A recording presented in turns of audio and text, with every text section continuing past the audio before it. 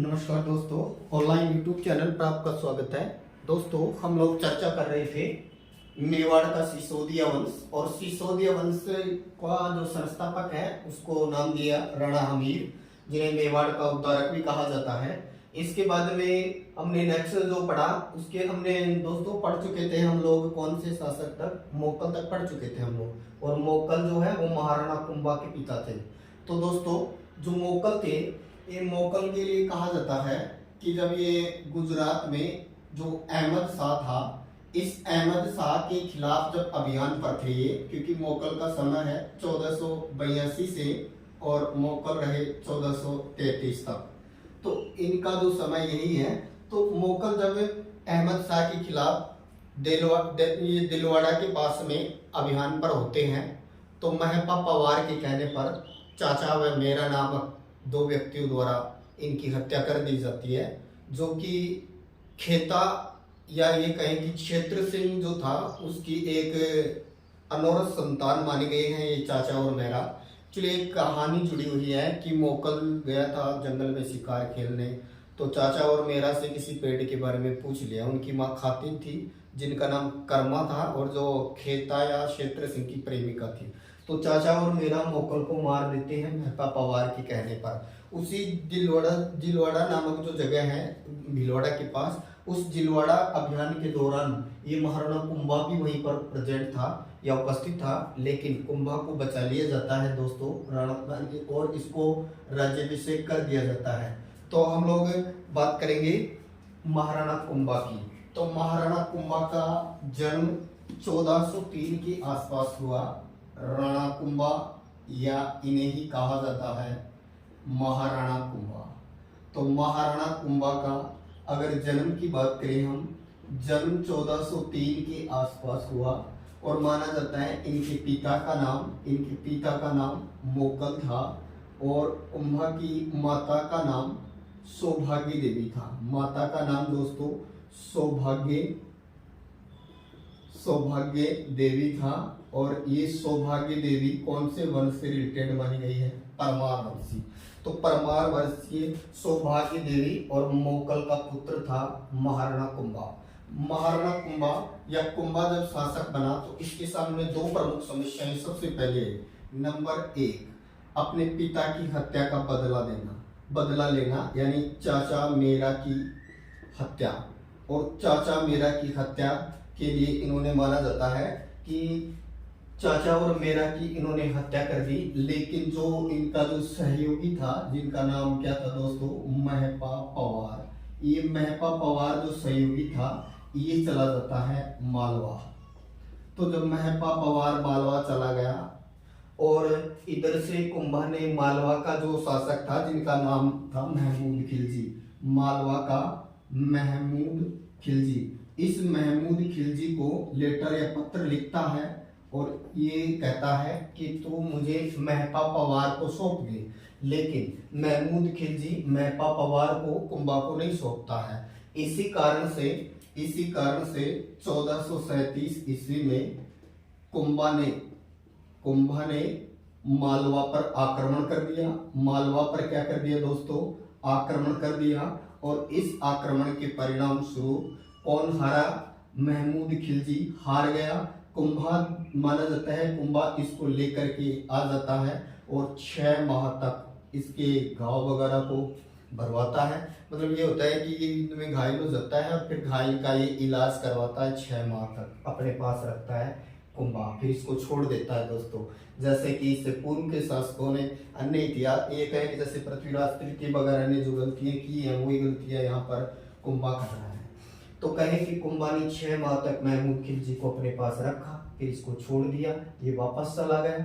और ये जब वापस गया दोस्तों, फिर ये गुजरात के कुतुबुद्दीन से मिल जाता है। ये वापस चला जाता है, ऐसा भी बताते हैं, और जब बताता है कि 5 बार आक्रमण किए थे, 5 बार फेल हुआ।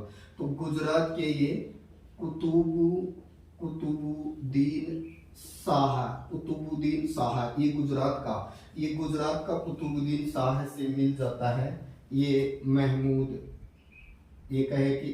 खिलजी। और इन दोनों के मध्य एक संधि होती है, इसी को कहा जाता है चंपानेर की संधि। तो याद रखिए चंपानेर की संधि कब हुई? 1456 में। चंपानेर की संधि किस किस के बीच हुई? गुजरात व मालवा के बीच। फिर कहें कि किस किस के बीच हुई? कुतुबुद्दीन शाह और महमूद खिलजी फर्स्ट के बीच। इस संधि के तहत यानी इसमें ये भी बताते हैं महमूद खिलजी ने अपनी पुत्री का विवाह कुतुबुद्दीन शाह जो था इसके पुत्र के साथ में करवा दिया था इसी संधि के तहत। और ये भी तय किया गया कि हम दोनों मिलकर के, कौन कौन? मालवा का महमूद खिलजी फर्स्ट और कुतुबुद्दीन शाह गुजरात वाला, दोनों मिलकर के और मेवाड़ पर आक्रमण करेंगे और फिर उसको आधा आधा बांट लेंगे। लेकिन दोस्तों कुंभा ने अपनी कूटनीति का परिचय दिया और कुतुबुद्दीन को है इसको पहले हरा देता है। और ये कहें कि इस पर ये कहें कि ये जो महमूद खिलजी जो फर्स्ट होता है अपनी कूटनीति के कारण इसके साथ में पहले एक युद्ध होता है। तो हम अब बात कर लेते हैं एक अन्य युद्ध की, इन्हीं के बीच जो युद्ध हुआ उस युद्ध को नाम देंगे हम लोग बदनौर का युद्ध। दोस्तों अगला है बदनौर का युद्ध। और बदनौर का जो युद्ध है ये लड़ा गया 1457।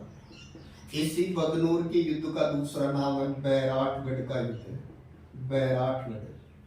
बैराटगढ़ का युद्ध, ये बैराट जगह है दोस्तों भीलवाड़ा के पास। बैराटगढ़ का युद्ध किस किस के बीच हुआ? तो ये मालवा के महमूद खिलजी और राणा कुंभा के बीच हुआ। और इस युद्ध में कौन जीता दोस्तों? इसमें कुंभा भी जीता रहा और कुंभा ने इस महमूद खिलजी को हरा दिया। इस जीत के उपलक्ष्य में इन्होंने यहाँ एक माता का मंदिर बनाया, कुशाल माता।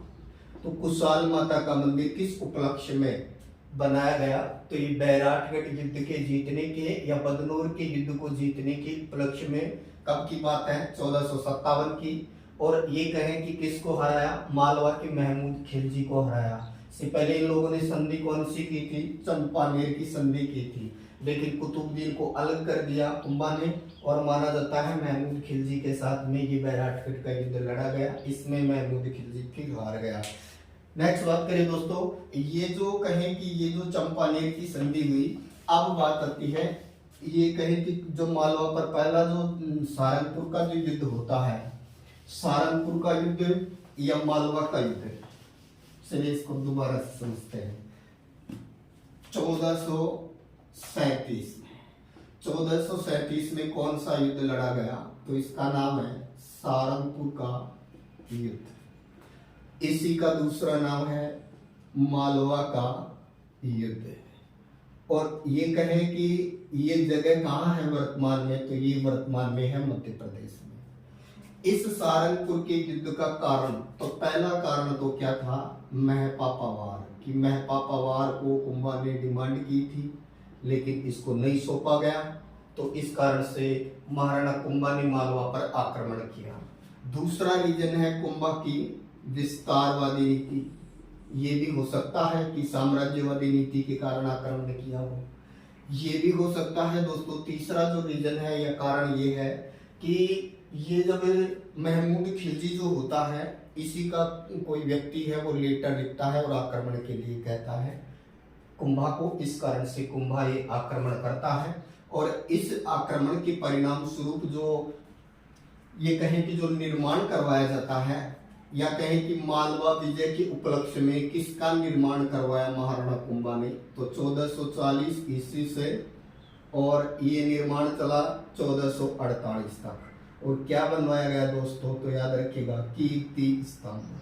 कीर्ति स्तंभ का ही विक्ट्री टावर यानी इसका दूसरा नाम है विजय स्तंभ। तो कीर्ति स्तंभ का दूसरा नाम क्या है? विजय स्तंभ। इसी को भारतीय मूर्तिकला का विश्व कोश भी कहा जाता है। और ये कहें कि ये जो कीर्ति स्तंभ है 122 मीटर ऊंचा है और ये 9 मंजिला है। इसकी तीसरी मंजिल पर ये कहें कि 9 बार अल्लाह लिखा हुआ है। ये 9 मंजिला है, 122 फीट ऊंचा है और 30 मीटर वाले आधार पर ये बना हुआ है दोस्तों। 90 लाख रुपए का खर्चा है। ये राजस्थान की पहली इमारत है जिस पर डाक टिकट जारी किया गया, यानी 49 में 1 रुपए का डाक टिकट जारी किया गया था, यानी 15 अगस्त 1949 को इस पर 1 रुपए का डाक टिकट जारी किया गया। यही राजस्थान पुलिस का प्रतीक भी है, माध्यमिक शिक्षा बोर्ड का भी प्रतीक माना जाता है कीर्ति स्तंभ। और कीर्ति स्तंभ जो है ये कहें कि कहाँ है, तो ये चित्तौड़ में है। और किस युद्ध के उपलक्ष्य में बनाया? सारंगपुर के युद्ध या मालवा युद्ध के। अब दोस्तों नेक्स्ट हम लोग बात करते हैं कि महाराणा कुंभा ने अपने मामा कुंभा ने अपने मामा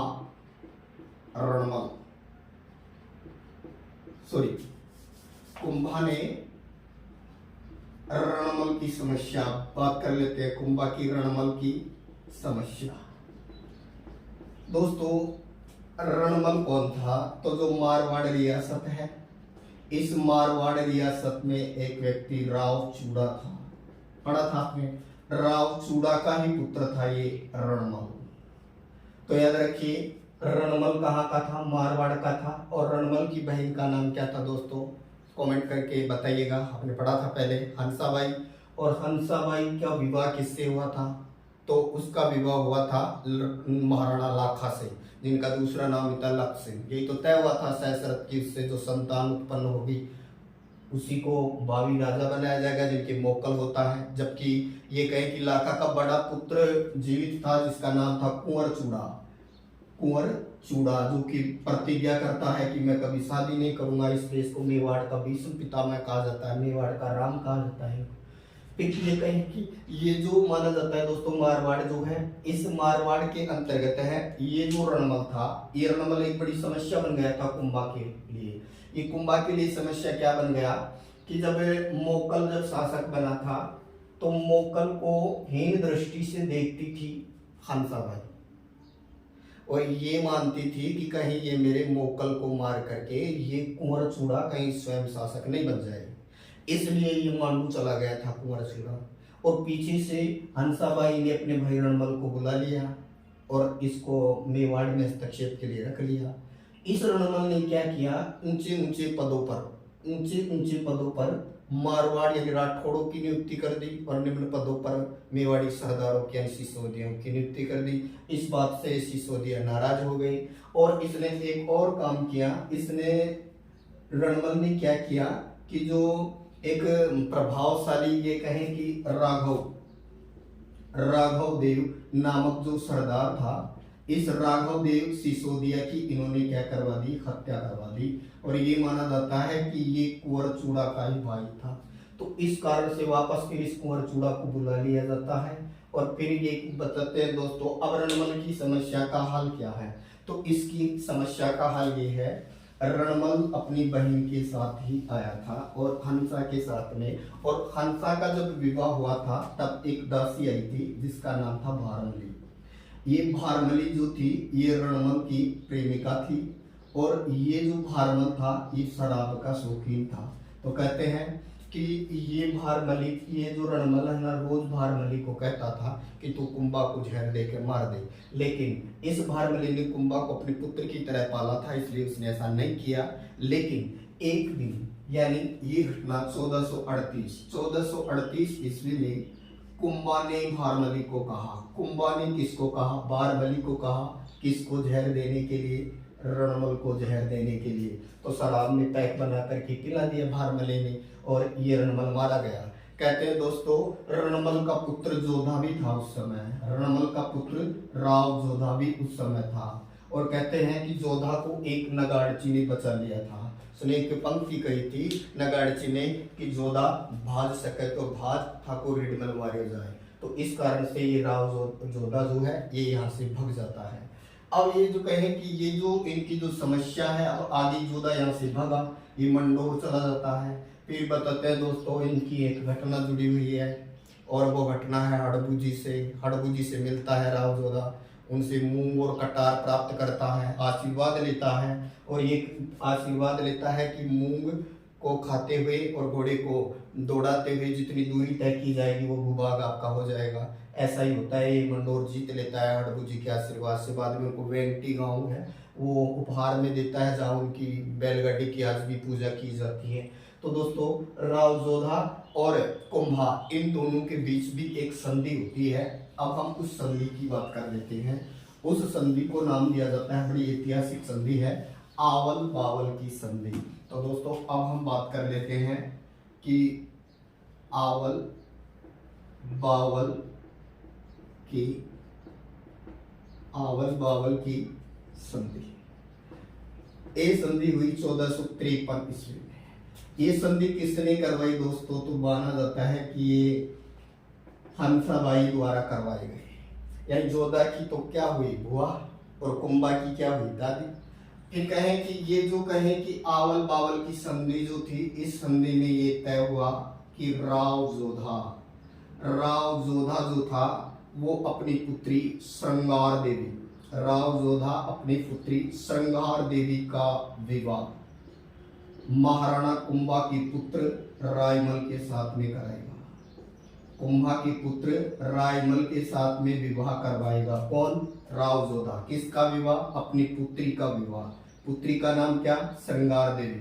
श्रृंगार देवी का विवाह किसके साथ? रायमल की। रायमल किसका पुत्र? कुंभा का। कौन सी संधि है दोस्तों? ये आवल बावल की संधि। कब हुई? 1453 में। किसने करवाई? हंसाबाई। और आवल बावल की संधि में मध्यम बिंदु कौन सा रखा गया? तो सोजत। आवल बावल की संधि के तहत मध्यम बिंदु कौन सा रखा गया? सोजत। सोजत कहाँ पड़ता है दोस्तों? पाली में। सोजत की मेहंदी प्रसिद्ध है दुनिया के अंतर्गत। तो सोजत जो है ये मध्य बिंदु रखा गया। ये माना गया इसमें कि जहाँ आपको खेजड़ा दिखाई दे वो मारवाड़ होगा और जहाँ पर आपको आम दिखाई दे वो मेवाड़ होगा।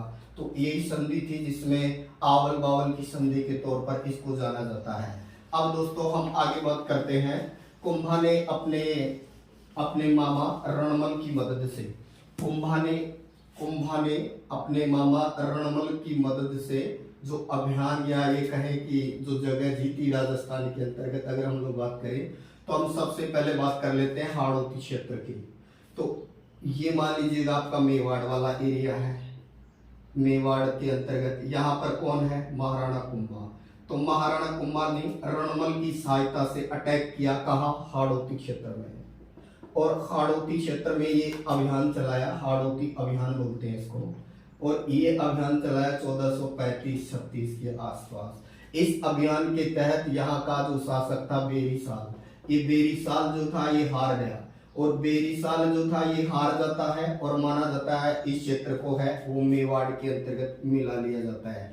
ऐसी समस्या दोस्तों आगे चलकर फिर आबू और आबू पड़ता है सिरोही में। आबू कहाँ है? सिरोही में। सिरोही में यहाँ वंश था देवड़ा और देवड़ा वंश का यहाँ पर शासक जिसका नाम था सहसमल।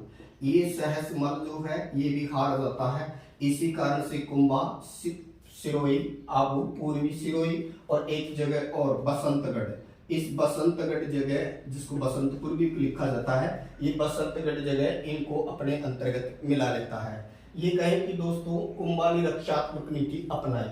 अब बात करते हैं कुंभा की एक पुत्री जिनका नाम था वागीश्वरी। और वागीश्वरी के अंतर्गत इनको वागीश्वरी की उपाधि दी गई है दोस्तों। और ये कुंभा की बहुत फेमस पुत्री रही है जो बहुत बड़ी विद्वान थी। इसके अलावा दोस्तों महाराणा कुंभा के लिए कहा जाता है कि इन्होंने कुछ दुर्ग निर्माण करवाए जिनके अंतर्गत फेमस दुर्ग है कुंभलगढ़। कुंभलगढ़ का निर्माता महाराणा कुंभा ही था जो अपनी रानी कुंभानी की याद में इस दुर्ग का निर्माण करवाया। दोस्तों ये जो कुंभलगढ़ दुर्ग है जरगा पहाड़ी पर बना हुआ है राजसमंद के अंतर्गत। कुंभलगढ़ जिसके चारों ओर 36 किलोमीटर की दीवार है जो कि ग्रेट वॉल ऑफ इंडिया के तौर पर उसको जाना जाता है, जो चीन की दीवार के बाद दुनिया में दूसरी लंबी दीवार है कुंभलगढ़ की। कुंभलगढ़ के अंतर्गत ही माना जाता है एक और गढ़ है जिसमें कटारगढ़ से मेवाड़ की आंख कहा जाता है। इसी कुंभलगढ़ में बादल महल में महाराणा प्रताप का जन्म हुआ 9 मई 1540 को। उदय सिंह का राज्याभिषेक यहीं पर हुआ। यहीं पर कुंभ श्याम मंदिर है और उसी कुंभ श्याम मंदिर के पास में यहाँ मामदेव कुंड है। और इसी मामदेव कुंड के पास में माना जाता है कि कुंभा के पुत्र उधा ने, जिनका दूसरा नाम मिलता है उदयकरण, इन्होंने कुंभा की क्या कर दी थी, हत्या। और ये घटना है 1468 की। तो 1468 में महाराणा कुंभा के पुत्र उदयकरण ने मामदेव कुंड के पास, कुंभ श्याम मंदिर के पास, जब ये कबूतरों को दाना वगैरह डाल रहा था तब इनकी हत्या कर दी। और माना जाता है कि महाराणा कुंभा को अंत में उन्माद रोग हो गया था। उन्माद यानी पागल टाइप में हो गए थे, उन्माद रोग हो गया था। इसी कारण उदा ने इनकी हत्या कर दी। इसलिए मेवाड़ का पहला पितृहंता कहलाता है ये। मेवाड़ का पहला पितृहंता कौन है, तो महाराणा उदा या उदयकरण को माना जाता है। बाद में मानते हैं कि मालवा वगैरह चला गया था, बाद में इनके ऊपर आकाशीय बिजली गिरी जिनके कारण इनकी डेथ हो गई। तो दोस्तों यानी कुंभाणी के लिए इन्होंने जो दुर्ग का निर्माण करवाया वो दुर्ग कौन सा था, तो कुंभलगढ़। कुंभलगढ़ दुर्ग का ये कहें कि जो ये दुर्ग जो है इतनी ऊंचाई पर है कि नीचे से ऊपर की ओर देखने पर सर की पगड़ी गिर जाती है। इस दुर्ग के बारे में कहावत मानी जाती है। कुंभलगढ़ के पास ही 12 खंभों की सिसोदिया वाली जो ये कहें कि पृथ्वीराज सिसोदिया की छतरी है, जिन्हें उड़ना राजकुमार कहा जाता है, जो कि कुंभलगढ़ के चारों ओर रेस किया करता था और बहुत ही तेज धावक था। उन्हीं की वहीं पर छतरी बनी हुई है 12 खंभों की, लेकिन वो अधूरी है दोस्तों। इसके अलावा महाराणा कुंभा ने बसंती दुर्ग का निर्माण करवाया या बसंतगढ़ दुर्ग का निर्माण करवाया। इसका संबंध सिरोही से है। इसका संबंध कौन से जगह से है, तो ये सिरोही से है। इसके अलावा इन्होंने बैराटगढ़ या बदनूर का दुर्ग का निर्माण करवाया। इसके अलावा भीलों को कंट्रोल करने के लिए बाड़मेर में भोमट दुर्ग का निर्माण करवाया, मांडल दुर्ग का निर्माण करवाया। इसके अलावा राजस्थान का सर्वाधिक ऊंचाई पर स्थित दुर्ग जिसका नाम है अचलगढ़ जो दुर्ग है ये राजस्थान का सर्वाधिक ऊंचाई पर स्थित दुर्ग है। इसका निर्माता भी महाराणा कुंभा को ही माना जाता है। दोस्तों कहते हैं कि चित्तौड़ दुर्ग का निर्माता चित्रांगद मौर्य था। फिर ये कहें कि जो बप्पा रावल जो होता है वो 734 में इसको जीत लेता है, अपने अधीन कर लेता है। लेकिन चित्तौड़गढ़ दुर्ग का वर्तमान निर्माता, चित्तौड़ दुर्ग का वर्तमान निर्माता, यह कहें कि वर्तमान स्वरूप देने वाला कौन था, तो ये महाराणा कुंभा ही था। महाराणा कुंभा ने चित्तौड़ दुर्ग का वर्तमान स्वरूप दिया। दोस्तों वीर विनोद जो पुस्तक है श्यामल दास की, ये श्यामल दास जो है भीलवाड़ा की है। वीर विनोद पुस्तक के अनुसार उस पुस्तक में लिखा है कि मेवाड़ के 84 दुर्गों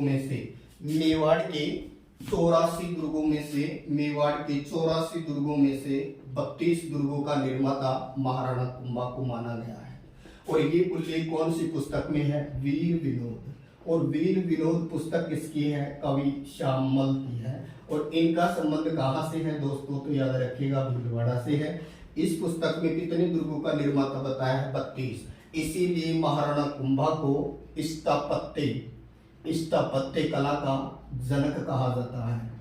स्थापत्य कला का जनक कहा जाता है। और इनका काल है वो स्वर्ण काल के तौर पर जाना जाता है। जैसे भारत में शाहजहां का समय भारत का स्वर्ण काल कहलाता है। दोस्तों महाराणा कुंभा ने बहुत सारी उपाधियां ग्रहण की हैं, जिनका उल्लेख जो मिलता है वो कीर्ति स्तंभ प्रशस्ति में मिलता है। इसके अलावा कुंभलगढ़ प्रशस्ति के अंतर्गत उल्लेख मिलता है। तो ये उल्लेख मिलते हैं जिनके अंतर्गत इन्हें हाल गुरु, चाप गुरु, दान गुरु, है ना, इस तरह से इनको राणो रासो इस तरह की उपाधियां दी गई हैं। तो अभिनव भट्टाचार्य भी कहा गया है इन्हें। अभिनव भट्टाचार्य क्यों कहा गया है, तो संगीत ज्ञान के कारण अभिनव भट्टाचार्य की उपाधि दी है, ये संगीत ज्ञान के कारण दी है। दोस्तों जयदेव की एक टीका है और जयदेव की जो टीका है उसके ऊपर भी इन्होंने बहुत सारी रचनाएं की हैं, जिनके अंतर्गत माना जाता है कि महाराणा कुंभा ने जयदेव की जो टीका थी उसके ऊपर अपनी टीका यानी ग्रंथ लिखा रसिक प्रिया। तो रसिक प्रिया जो है वो किसका ग्रंथ है, ये रसिक प्रिया है। तो महाराणा कुंभा की रचनाओं की बात करें तो एक तो रसिक प्रिया, इसके अलावा सूड प्रबंध, इसके अलावा राजवल्लभ का वर्णन भी किया है इन्होंने। इनका प्रसिद्ध जो शिल्पीकार माना गया है, शिल्पकार, वो माना गया दोस्तों मंडन। और मंडन ही कुंभलगढ़ का वास्तुकार भी माना गया है। मंडन गुजरात का था। इन्होंने बहुत सारे ग्रंथ लिखे हैं जैसे वास्तु मंडन वगैरह। ये कहें कि कुंभा के समय जो ये कहें कि धरणक शाह, इनका धरणक शाह जो था ये इनका मंत्री था। कुंभा के समय धरणक शाह के द्वारा जैन मंदिरों का निर्माण करवाया गया। जैन मंदिर, तो जैन मंदिर का निर्माण धरणक शाह के द्वारा करवाया गया। किसके समय करवाया गया? तो महाराणा कुंभा के समय करवाया गया। ये भी बताते हैं वागीश्वरी जो इनकी जो पुत्री थी उनके विवाह के लिए इन्होंने श्रृंगार चौरी का निर्माण करवाया था। ये भी बताते हैं चित्तौड़ दुर्ग में जो 27 यानी जो 27 जो मंदिर बने हुए जैन मंदिर, उनका भी निर्माण भी इन्हीं के समय करवाया गया दोस्तों। इसके अलावा नागौर के ऊपर भी ये आक्रमण करते हैं। नागौर के अंतर्गत एक यानी नागौर में होता है एक फिरोज खां। नागौर की क्या समस्या होती है? ये फिरोज खां होता है। फिरोज खां मर जाता है, इसका एक पुत्र होता है शम्स खां, और शम्स खां और दूसरा पुत्र होता है उसका नाम है अबादली। और ये माना जाता है कि ये जो इसका पुत्र होता है, 2 पुत्र होते हैं इनके अंतर्गत, जो इसका जो सेकंड जो पुत्र होता है ये राजा बन जाता है दोस्तों मुजाहिद। इसका नाम क्या था? मुजाहिद। अब ये शम्स का शासक बनना चाहता है। ये कुंभा की सहायता लेता है और कुंभा इसको सहायता देता है और ये शासक बन भी जाता है दोस्तों। लेकिन कुंभा इसको शर्त रखता है। वैसे नागौर पर आक्रमण की घटना 1456 के आसपास की है, तो नागौर पर आक्रमण करता है 1456 में। कुंभा शर्त ये रखता है कि तू दुर्ग की मरम्मत नहीं करवाएगा और बुर्जों को नष्ट करवा देगा। ये शासक बना, इसने दुर्ग की मरम्मत भी करवा दी लेकिन बुर्जों को भी नष्ट नहीं किया। इसलिए कुंभा ने नागौर पर आक्रमण किया और ये भग करके गुजरात चला गया। शम्स का भग करके कहाँ चला गया? गुजरात चला जाता है और ये नागौर की समस्या का क्या हो जाता है? अंत हो जाता है दोस्तों। तो दोस्तों महाराणा कुंभा से संबंधित जो बहुत सारे ग्रंथ हैं, बहुत सारी उपाधियां हैं, इन सबको पढ़ेंगे हम अगले क्लास में। चैनल को लाइक करें, सब्सक्राइब करें। Thank you.